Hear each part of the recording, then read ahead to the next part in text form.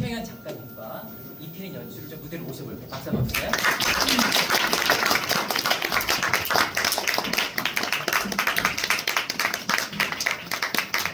참여해주신 분들은 그냥 드리겠습니다. 오늘 관객과의 대화 진행을 맡은 뮤지컬 배우 김호영입니다. 저희 한 20분 정도만 짧게 얘기하고 좀 자리에 해주시고요. 일단 자기소개 좀 부탁드릴게요. 네, 안녕하세요. 대본을 쓴 최양현입니다. 안녕하세요. 저는 심러시움 연출한 이태린이라고 합니다. 뭐 원칙적으로 따지면 관객과의 대화니까 사실 관객 여러분들이 만약에 뭔가 이제 질문 있으시면 해주시면 되는데 혹시라도 지금 당장 이 자리에서 질문하시겠다는 분 계세요? 뭔가 궁금한 게 있으신 분? 그렇다면 제가 대신해서 질문을 좀 해보도록 하겠습니다. 뭐 아시는 분들은 아실 수 있겠지만 저는 이제 연출을 맡은 이태린 연출가랑 아주 절친인 사람이고요. 저도 오늘 이 작품을 처음 봤어요. 그래서 아마 궁금한 게 있다면 여러분들과 굉장히 비슷하지 않을까 생각이 드는데, 일단 작품의 소재가 굉장히 좀 특이하죠. 어떻게 보면 굉장히 미래지향적에서 앞으로 있을 수 있는 일이긴 한데 어떻게 이 작품을 만들게 됐는지 그 과정을 좀 알고 싶은데요. 작가님이 네. 어떻게 작품을 쓰게 되셨는지. 몇 년 전에 이제 그 다큐멘터리를 본 게 있었는데요. 너를 만났다라고 많은 분들이 보셨을 것 같아요. 근데 그 다큐멘터리를 보면 이제 그 돌아가신 분을 가상현실로 재현을 해서 직접 가져가고 대면을 하죠. 그래서 이제 딱 처음 이제 대면을 했을 때 가족분들이 이제 그 법원이랑 이제 돌아가신 분들을 보고 감격해하기도 하고 이제 여러 가지 감흥을 받는데, 저도 이제 그 다큐멘터리를 보면서 되게 감동을 받았어요. 근데 이제 그 다큐멘터리를 본 날 이제 그날 이제 머리맡에서 잠을 자기 전에 이제 이런 생각을 해봤습니다. 그러니까 처음 이제 대면을 했을 때 이제 그 부재했던 일을 그 가상현실을 통해서 처음 대면했을 때는 이 벅찬 감동과 그다음에 이제 환이라고 해야 될까요? 그러니까 그러한 어떤 감동을 받긴 할 텐데, 만약에 이 가상현실을 계속 1년이고 아니면 뭐 10년이고 계속 반복을 해가지고 감상을 한다면 그 부재했던 이가 처음 만났던 그 감정을 똑같이 유지하고 볼 수 있을까, 경험할 수 있을까, 그 문제는 좀 다르다는 생각이 좀 들었습니다. 그러니까 이제 어떤 사람은 계속 보니까 처음 그 조우했었던 대면을 했었던 그 감흥이라고 할까, 감정이 사라질 수도 있고, 어떤 사람은 오히려 이제 중독이 될 수도 있을 것 같아요. 그래서 여러 가지 이제 그 생각이 교차했는데, 그러니까 그 지점에서 이제 이 이야기가 착상되었다. 그리고 이제 아무래도 이게 이제 드라마나 영화랑 다르게 이제 무대에서 표현하는 것에 있어서 약간 한계가 이제 있잖아요. 연출 입장에서 어떤 부분이 가장 좀 힘들었고 어떤 부분을 중점적으로 연출적으로 표현하려고 했는지 말씀을 좀 해주십시오. 처음에 그 작가님한테 대본을 받았을 때 너무 재밌게 읽었어요. 너무 한숨에 재밌게 확 읽고 나서 탁 덮자마자 이걸 어떻게 하지? 그러니까 이 AI를 어떻게 구현할 것이며 자꾸 안경을 썼다 벗었다 하는 거예요. 그래서 이걸 쓰면 나타나고 벗으면 사라져야 되는데 이 인물을 도대체 무대 위에서 어떻게 표현해낼 수 있지? 그리고 이 선욱이 경험하는 그 수많은 일련의 과정들이 정말 차분히 그 사람이 경험하는 그 고독감과 그 이야기들을 계속 끌고 가면 좋겠는데, 이 무대라는 환경에서 구현하기 쉽지는 않을 것 같다라는 생각을 했고요. 사실은 그게 되게 도전의식을 불러일으키기도 했어요. 그러면 될까? 이게 과연 그런 연극이라는 약속으로 이것을 구현했을 때 실제로 관객분들이 그걸 내가 맨 처음 대본을 읽은 것만큼 확인하실 수 있을까? 뭐 이런 것들이 좀 도전 욕구를 막 불러일으켜서 사실은 재밌게 느끼기도 했고요. 사실 처음 그 대본을 읽고 정말 영화 같다라는 생각을 네. 했거든요. 이 대본이 굉장히 영화스럽다. 그래서 그걸 작가님한테 연극적으로 바꿔달라고 좀 졸라볼까? 이 생각도 했다가 그럼 차라리 그 이 영화적인 것을 특징을 띠고 이걸 그냥 그대로 밀어붙여보자. 왜냐면 또 작가님이 사실 이제 영화 감독을 또 하시는 분이기 때문에 아마 또 그런 지점이 있지 않았을까 싶네요. 네. 그래서 사실은 뭐 무대를 구현하거나 뭐 조명이나 뭐 영상이나 뭐 음향도 마찬가지고요. 전체적으로 구현할 때 그런 지점들 가상현실과 또 현실을 어떻게 구분할 것인지 그리고 그것이 공존하는 세계를 어떻게 만들어낼 것인지 뭐 이런 것들을 좀 여러 가지로 표현해보려고 했던 것 같아요. 네. 혹시 질문 있으세요? 네. 말씀해 주세요. 그 시뮬라시옹이라는 단어를 처음 들어봐가지고 네네. 이런 연극의 제목이 시뮬라시옹이라고 정해진 특별한 과정이나 이유가 있을까요? 굿 퀘스천이에요. 이 시뮬라시옹은 이제 프랑스어고요. 영어로 하면 이제 시뮬레이션입니다.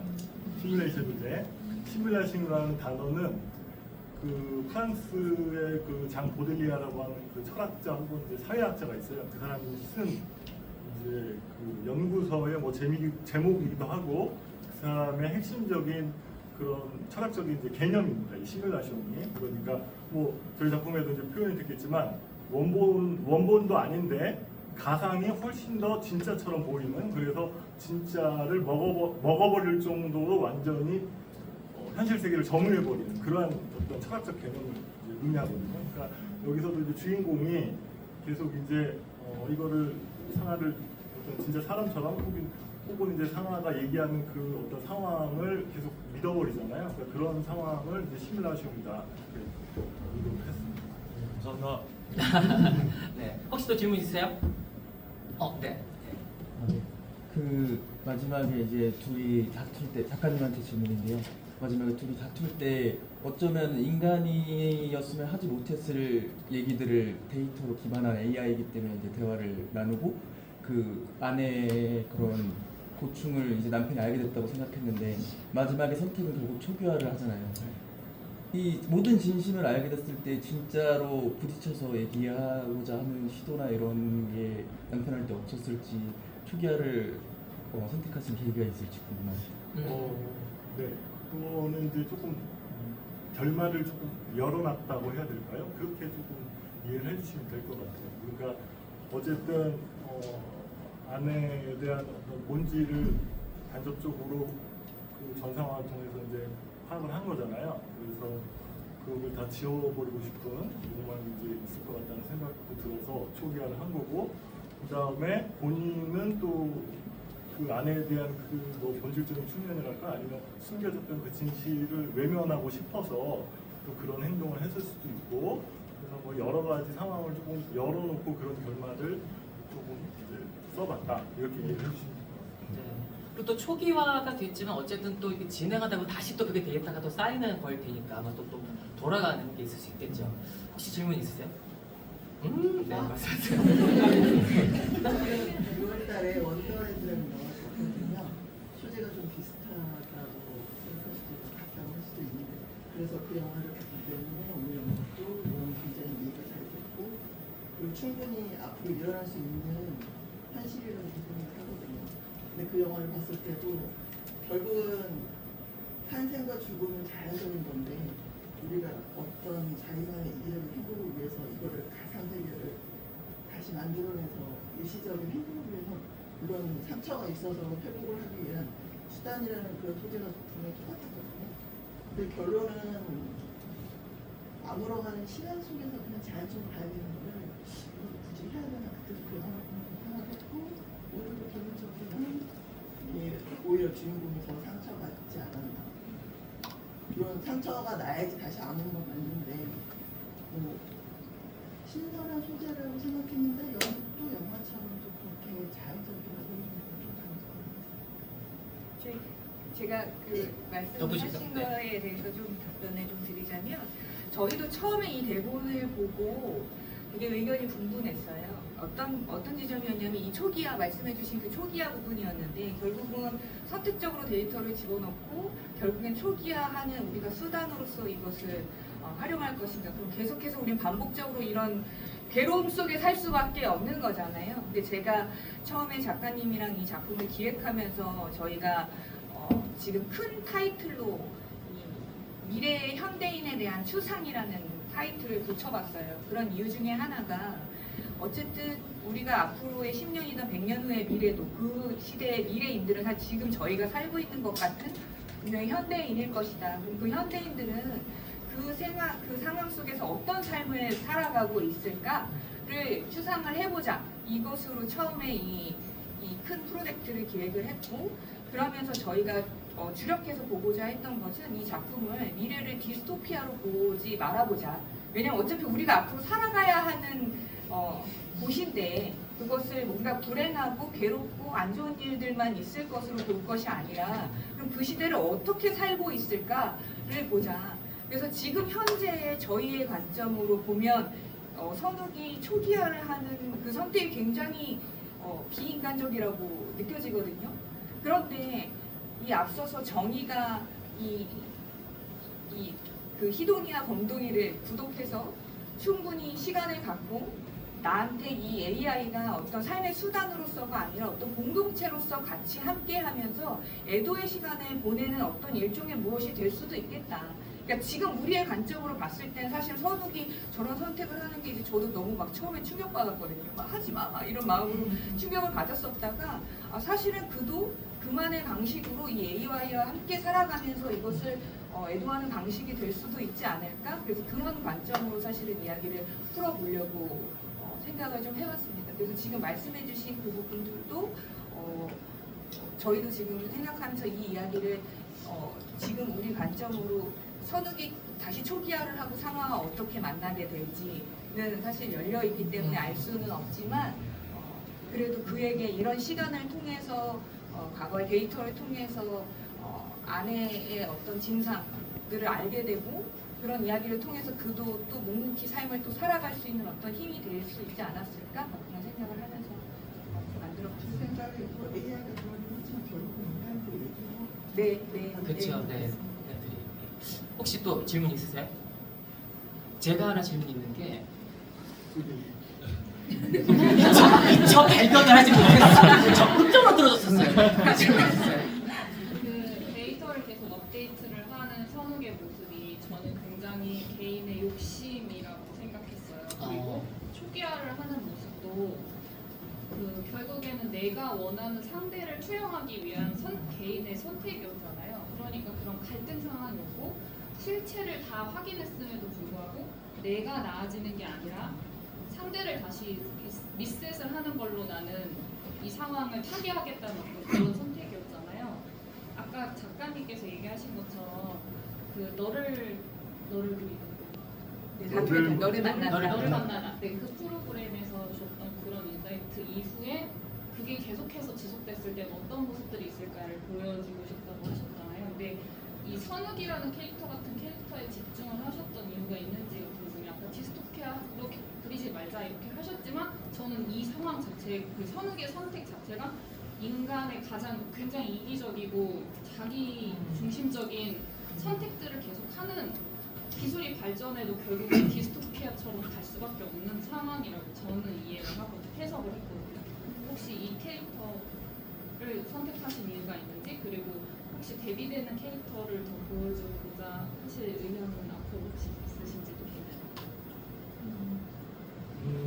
이제 여기서 선욱은 이제 그 엔지니어입니다. 이제 보셔서 아시겠지만 그 테마파크의 어트랙션을 개발하기도 하고 또 운영을 총괄하는 그런 일을 하는데 굉장히 이제 이성적인 사람이라고요. 이성적인 사람이고 이제 뭐 말수도 없고 이제 그런 사람인데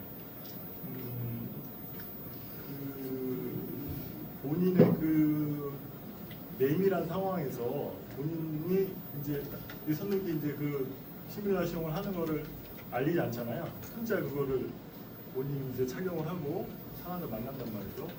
근데 이제 그런 내밀하고 개인적인 상황에서는 어쨌든 이성과는 별개로 그러니까 욕망에 의거한 행동을 할 수도 있다는 생각이 들어요. 그다음에 이제 테크놀로지라고 하는 거는 이게 이제 미래도 마찬가지인데 이제 미래는 아직 우리에게 주어진 시간이 아니란 말이죠. 그렇기 때문에 항상 늘 두렵고 그게 이제 디스토피아로 그려지는 관점이 있는데 반대로 이제 우리에게 과거라는 거는 이미 경험을 했기 때문에 익숙한 거고 따뜻한 거고 항상 추억이 어린 뭐 이런 식으로 이제 묘사가 된단 말이죠. 근데 이제 그거의 차이는 아직 우리가 경험하지 못하고 생경하고 그런 어떤 시간과 공간이기 때문에 이제 그렇다는 생각이 들어요.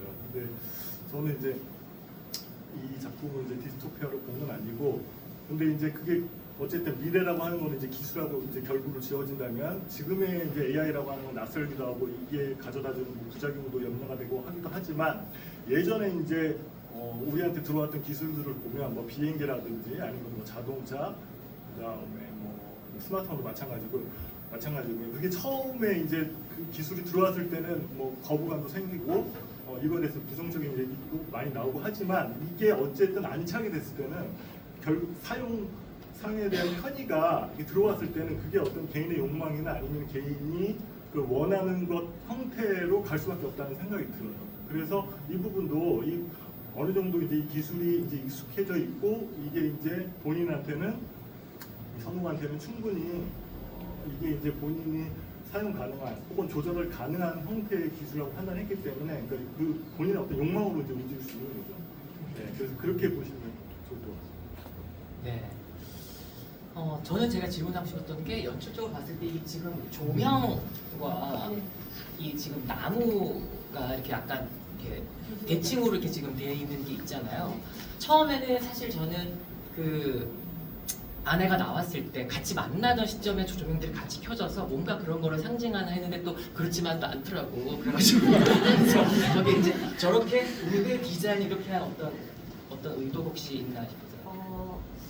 우선 앞서 말씀드린 것처럼 이 작품은 어떻게 현실과 이게 현실과 가상현실을 어떻게 구분할 것인지에 대한 생각을 좀 하면서 저는 그 대본에도 드러나 있지만 선욱이 점차 이 시뮬라시움을 착용하는 과정 중에서 본인이 그 시뮬라시움 단계를 경험하게 되면서 이 허상이 더 진짜인 것 같은 것들을 경험하게 되면서 세상에 되게 전복되는 경험을 하고 있다라는 생각을 했거든요. 그래서 무대 위에도 사실 그럼 뒤집어진 것들을 놓아보기로 하고 그래서 여러분들도 보셨다시피 상아가 등장해서 어떤 가상현실이 켜질 때만 네. 지금 저 위에 등들이 맞아요. 네. 활용이 되거든요. 실제 다시 현실로 돌아오면 빛이 다시 밑으로 안착되었다가 다시 가상현실이 되면 다시 위로 빛이 열리는 것들을 좀 선택을 했고요.